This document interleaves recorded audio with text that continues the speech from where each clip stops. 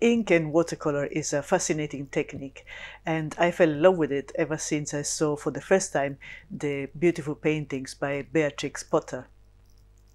I have been practicing this technique for quite a while, and now I would like to share my knowledge with you. In this class, which is perfect for beginners, but also for more experienced watercolor artists who want to try ink for the first time, I will explain my techniques both for ink and for applying watercolor. First, I will explain my inking and watercolor techniques. Then I will guide you step by step, or in this case layer by layer, by showing you how to apply each layer of watercolor to give form to your flower painting. We will then refine the painting with the final details, and I will also explain how to use the darkening mix for the shadow areas.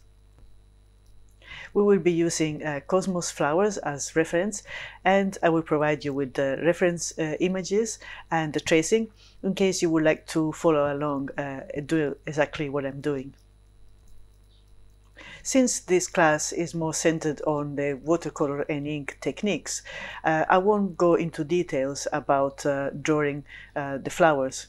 But if you have difficulties drawing, you can always use the reference images and the tracing I provide you with.